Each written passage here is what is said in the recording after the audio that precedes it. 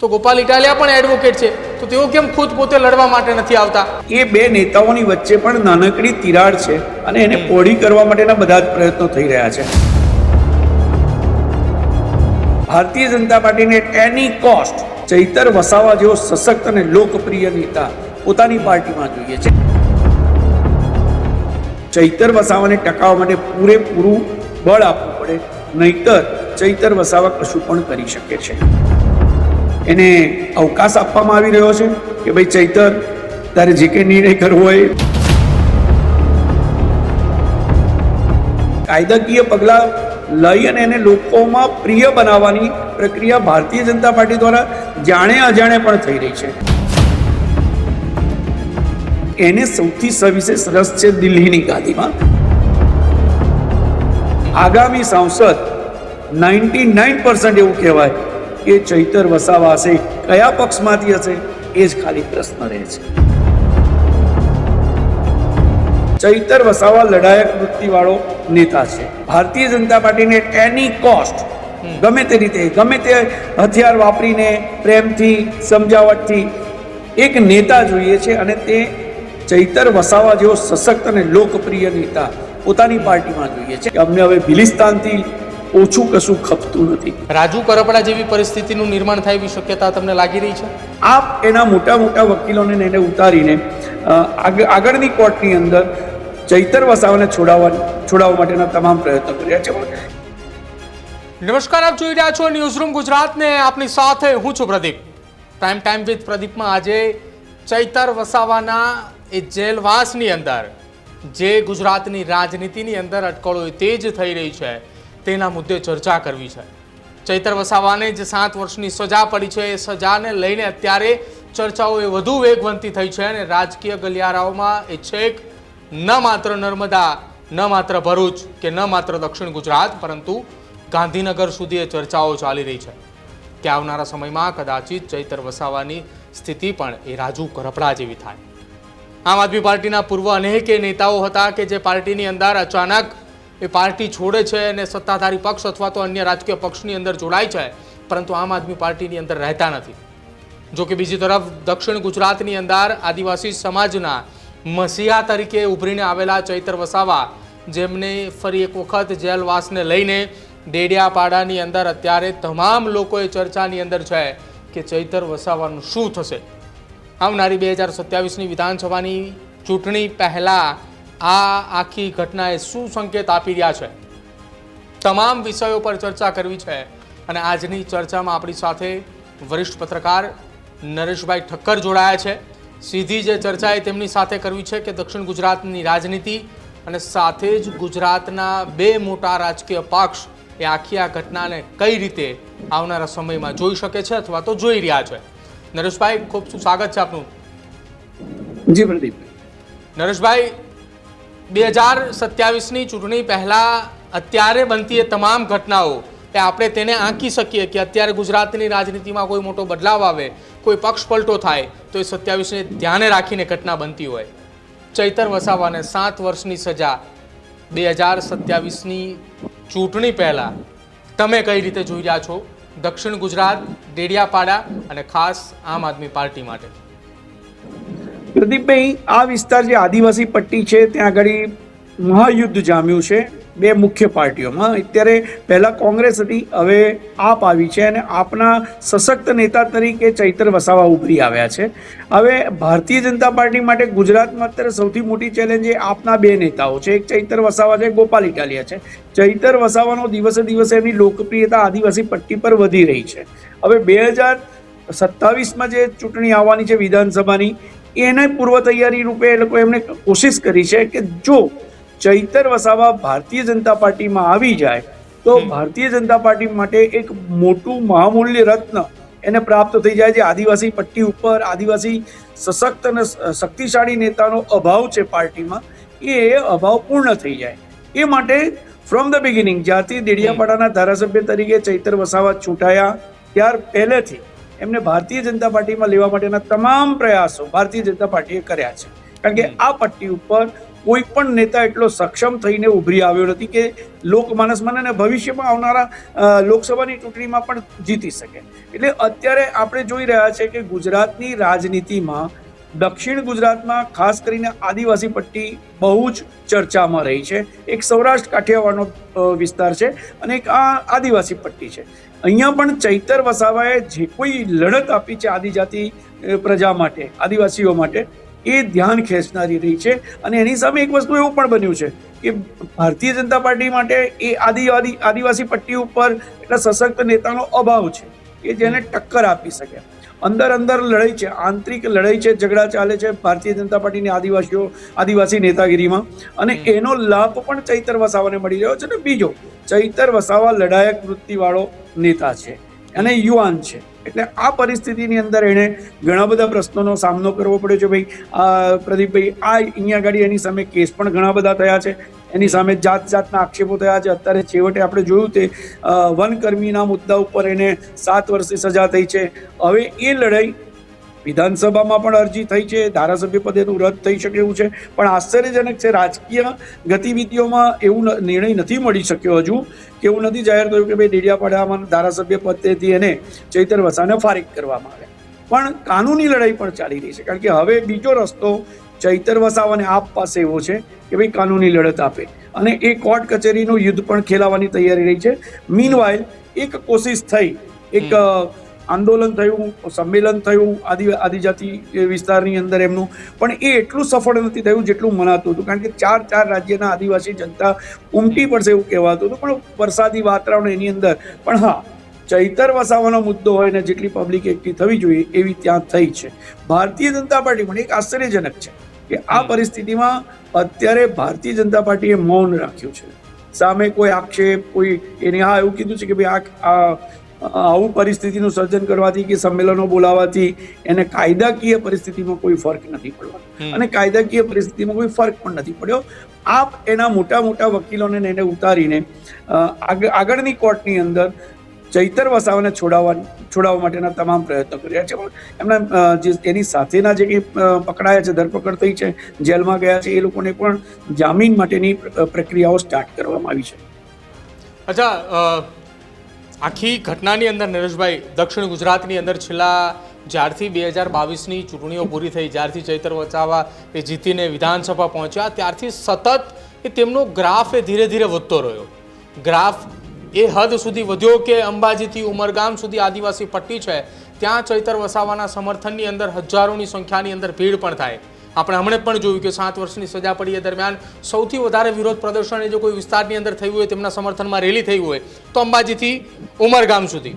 આ બધાની વચ્ચે થોડા સમય પહેલા ચૈતર વસાવાએ ખુદ એ જાતે સરકારના વખાણ કરવા લાગ્યા હતા. તો શું આ બધું એ સૂચવી રહ્યું હતું કે અચાનક એ વખાણ કરવાના, ત્યારબાદ તેમને 2023ની ઘટનાની અંદર તેમને દોષી જાહેર કરવામાં આવે, સજા પણ તેમને થાય? પ્રદીપભાઈ, બહુ સ્પષ્ટ વાત છે.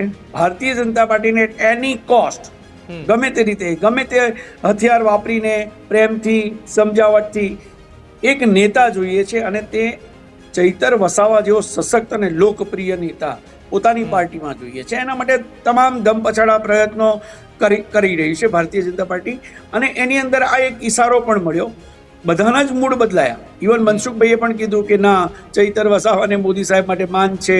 સામે ચૈતર વસાવાએ પણ એમના શાસનકાળના મહત્તમ દિવસો પૂર્ણ થવાના પ્રસંગે એમણે કીધું કે ના, મોદી સાહેબ નેતા તરીકે તો સક્ષમ અને સફળ છે.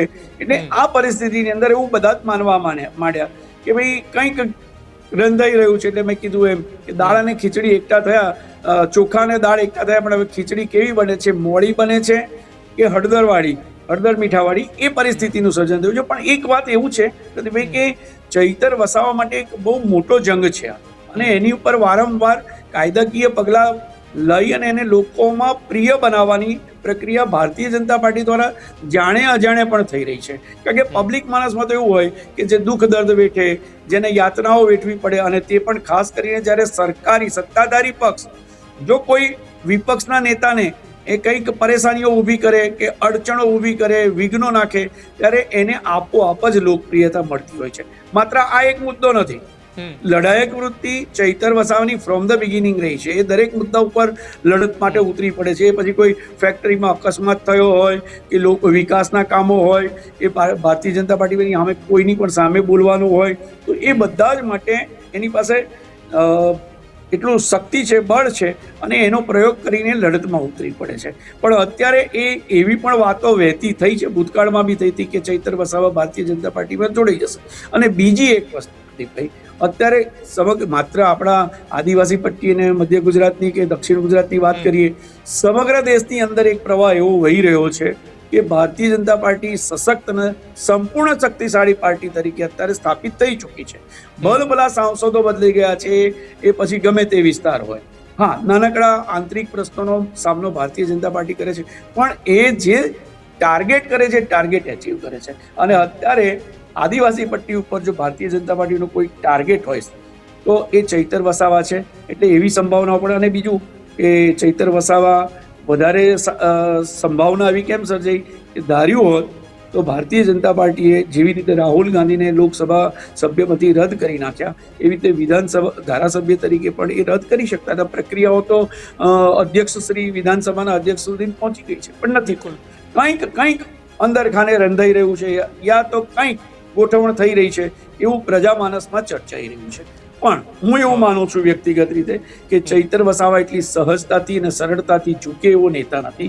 કારણ કે એક તરફ એને કદાચ ભારતીય જનતા પાર્ટીમાં જઈને સત્તા મળે તો બીજી તરફ એને ચિંતા પણ છે કે ઘણા બધા ભારતીય જનતા પાર્ટીમાં ગયા છે, એમની દશા દુર્દશા, એમની સ્થિતિ, એમની મૂંઝવણો પણ ચૈતર વસાવા જાણે છે, સમજે છે. પણ બીજી બાજુ એને પરમેનન્ટ એક આદિવાસી મસીહા તરીકે, સશક્ત નેતા તરીકે આખી પટ્ટી ઉપર, અને જ્યારે એમનું ટાર્ગેટ જો એવું જ હોય કે અમારે હવે કહે છે ને, પડકારે છે ને કે અમને હવે ભિલિસ્તાનથી ઓછું કશું ખપતું નથી, તો એવી પરિસ્થિતિમાં એવું જો કદાચ કોઈ પણ સંજોગોમાં સર્જન થાય કે ભારતીય જનતા પાર્ટી પણ એને સ્વીકારે અથવા તો કોઈ એ આવે, તો એના માટે ચૈતર વસાવા પોતાની ઇજ્જત બગાડશે નહીં.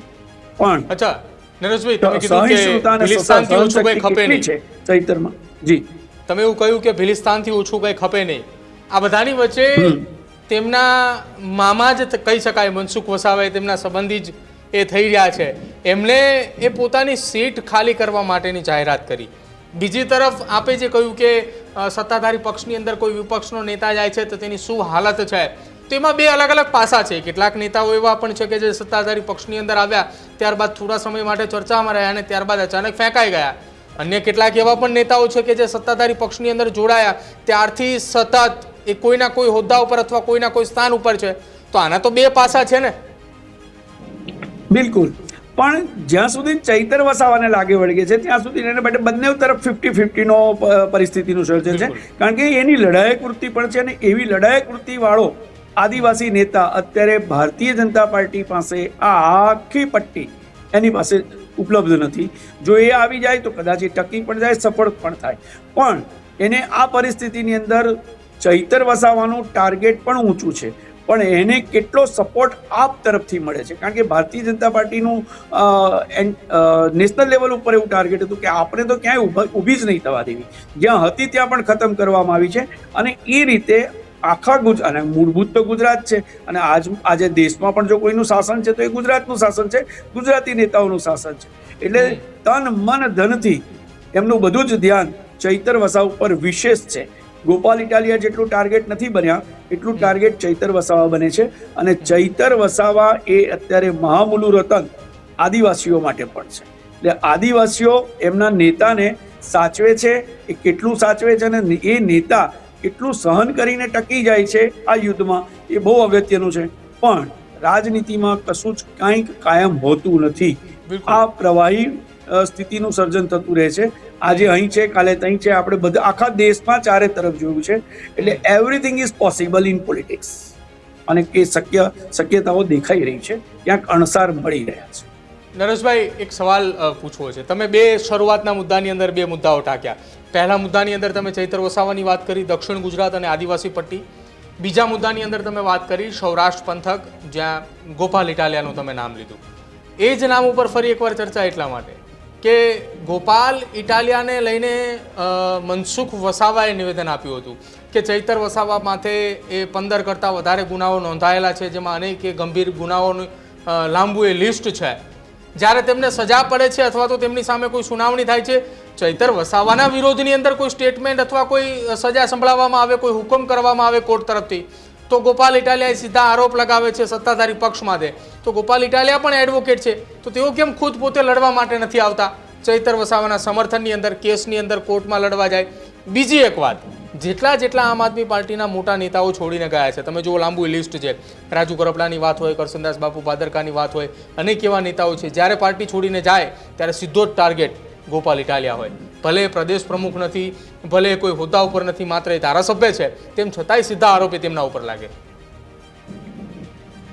રાજકારણ છે ને પરસ્પર દ્વેષભાવથી રમાતું એક એવું એ છે કે જેની અંદર તમારે એનું પૂર્વાનુમાન કરવું અતિ કઠિન બની જાય છે. બને જ છે, કારણ કે જ્યારે કોઈને જવું હોય ત્યારે એ કોઈકને દોષ દઈને જાય, પોતાનો વાંક ઓછો બતાવે.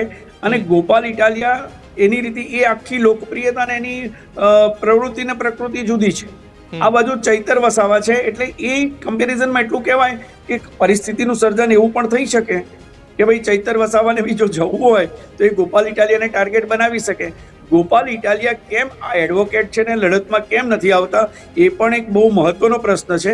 પણ એવું ક્યાંક સંભળાઈ રહ્યું છે કે એ બે નેતાઓની વચ્ચે પણ નાનકડી તિરાડ છે અને એને પહોળી કરવા માટેના બધા જ પ્રયત્નો થઈ રહ્યા છે.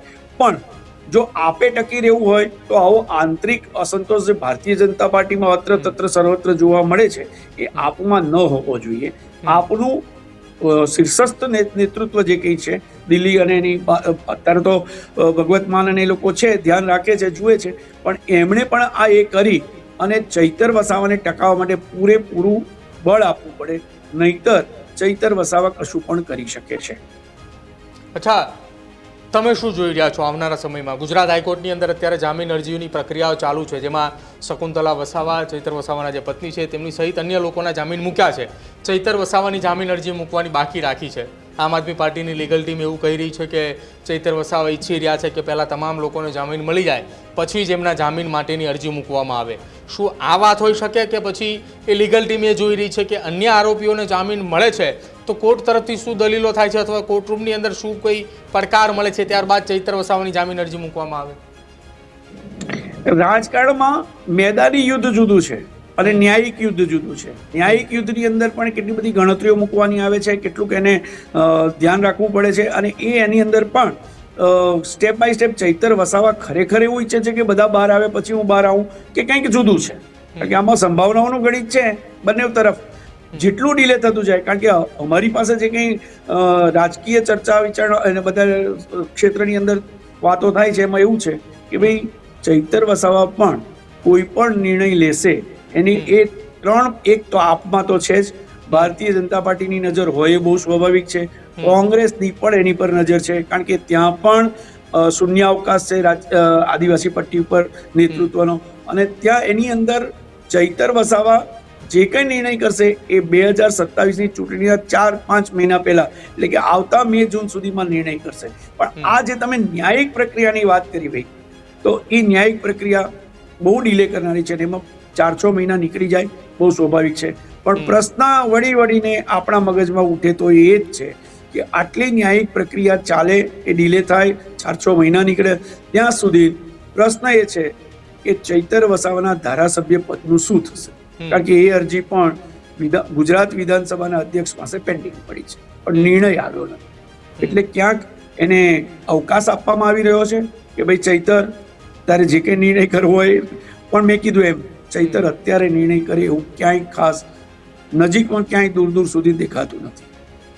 અચ્છા, ચૈતર વસાવા નિર્ણય કરે તો વિધાનસભા ચૂંટણી વખતે નિર્ણય કરી શકે એવી શક્યતાઓ કે લોકસભા વખતે?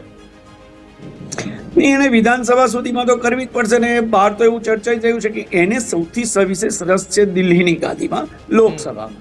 અને એનું પ્રભુત્વ એટલું એણે સ્થાપિત કર્યું સ્થાનિક સ્વરાજ્યની ચૂંટણીઓ દરમિયાન પણ, કે ત્યાં એનું નામ છે, ત્યાં એનો પ્રભાવ છે, એક એનું કરેલું કામ છે, પ્રજા મત આપે છે.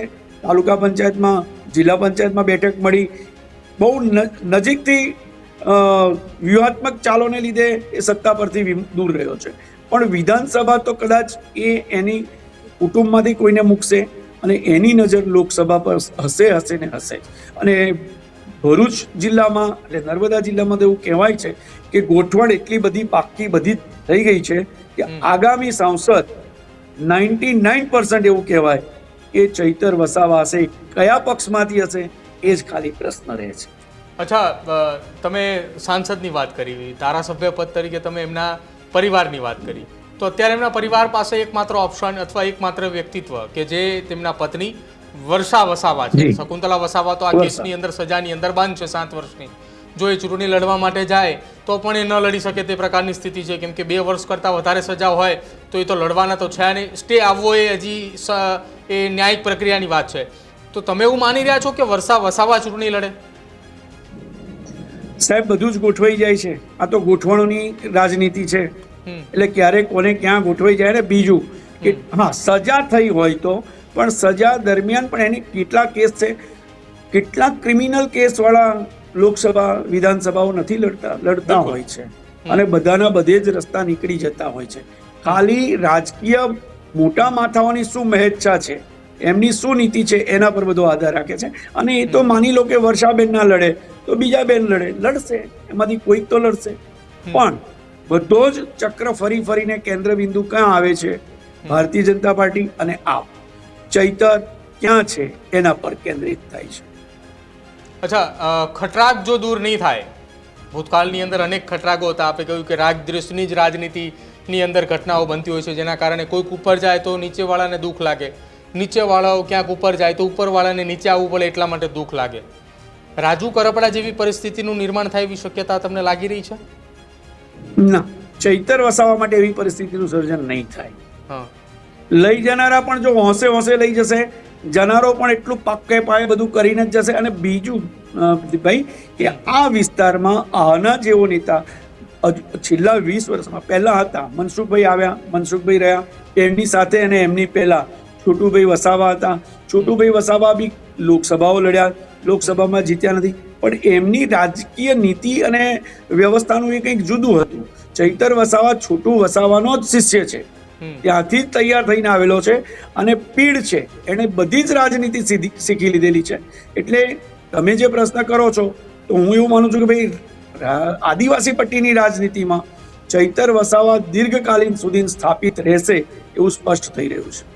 અચ્છા, જામીન અથવા જેલની બહાર આવવાની પ્રોસેસ કેટલી લાંબી જોઈ રહ્યા છો તમે? 6-8 મહિના કે પછી એનાથી વધારે કે પછી એનાથી કોઈ ટૂંકો ગાળો? 6-8 મહિના પહેલા આવી જવું જોઈએ. બિલકુલ, આભાર નરેશભાઈ અમારી સાથે જોડાવા બદલ અને ચર્ચા કરવા બદલ. તો વરિષ્ઠ પત્રકાર નરેશભાઈ ઠક્કર આપણી સાથે જોડાયા હતા, જેમની સાથે આપણે ચર્ચા કરી ચૈતર વસાવાના રાજકીય ભવિષ્યને લઈને. તેઓ એવું પણ માની રહ્યા છે અને જે વિસ્તારની અંદર ચૈતર વસાવા એ ધારાસભ્ય બનીને આવ્યા, જે વિસ્તારની અંદર તેમની એ મહેનત રંગ લાવી કે જ્યાં સ્થાનિક સ્વરાજ્યની ચૂંટણીના પરિણામો એ ગુજરાતની અંદર આમ આદમી પાર્ટીને ક્યાંય મળ્યા હોય કે ન મળ્યા હોય, પરંતુ સૌથી વધુ પરિણામો એ નર્મદાની અંદર એટલા માટે કે ત્યાં એક આખી જિલ્લા પંચાયત પણ બની, તાલુકા પંચાયતની અંદર મોટા ભાગના તાલુકાઓની અંદર તેમની સીટો પણ આવી. બીજી તરફ તેમનું એવું માનવું છે કે ફરી એકવાર આદિવાસી વિસ્તારની અંદર વર્ષો બાદ આ પ્રકારના કોઈ નેતા આવ્યા છે કે જે પોતાના દમખમથી લડી શકે છે અથવા પોતાનું વજૂદ એ સ્થાપિત કરી રહ્યા છે. ચૈતર વસાવા એ ભલે એ વિસ્તારની અંદર ટૂંક સમયની અંદર વર્ષ 2022ની અંદર તેઓ ધારાસભ્ય બન્યા ત્યારથી સતત અત્યાર સુધીમાં વાત કરીએ તો તેમનો ગ્રાફ એ સતત ધીરે ધીરે વધી રહ્યો છે. જેલવાસની જ્યારે વાત કરી ત્યારે તેમણે એમ પણ કહ્યું કે 6-8 મહિના સુધી હજી કદાચિત જેલમાં રહેવું પડે અથવા તો એની પહેલાં બહાર આવશે એટલો સમયગાળો તો તેમને જેલની અંદર હજી રહેવું પડશે.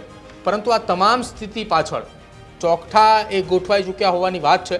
દક્ષિણ ગુજરાતની રાજનીતિની અંદર ચર્ચાઓ શરૂ થઈ છે કે વાગતે ગાતે એ ઢોલ નગારાઓ સાથે એ જ્યારે આવશે તો પૂરેપૂરી તૈયારીઓ સાથે આવશે, પોતાનું વજૂદ એક સાથે લઈને આવશે.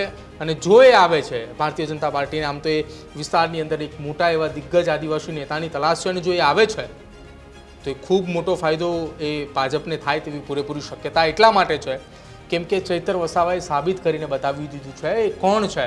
અને એની ચર્ચા એ ન માત્ર ગુજરાત પૂરતી પરંતુ છેક દિલ્હી સુધી પહોંચી ચૂકી છે. કેમ કે 4-5 વર્ષ પહેલાં, 4 વર્ષ પહેલાં ચૂંટાયેલા એક વ્યક્તિએ આખી જિલ્લા પંચાયત કે જ્યાં વર્ષોથી ભારતીય જનતા પાર્ટીનો દબદબો હતો, શાસન હતું, એ હલાવી દીધું છે અને હવે આવનારા સમયમાં તે કંઈક કરવા માંગી રહ્યા છે. શું એ રણનીતિ હશે તેમની? કેમ કે જામીન અરજીમાં પણ તેમણે એવું પણ સંદેશો પહોંચાડ્યો છે કે તમામ આરોપીઓના જામીન થાય ત્યારબાદ જ તેમના જામીન થવા જોઈએ. બીજી તરફ ખટરાગની પણ ચર્ચાઓ ચાલી રહી છે. હવે ખટરાગની ચર્ચાઓ અંદરોખાને એકબીજાની આપશુ લડાઈની વચ્ચે ચૈતર વસાવાનું શું રાજકીય સ્થિતિ અથવા તો રાજકીય ભવિષ્ય જોવા મળે છે એ જોવાનું રહેશે.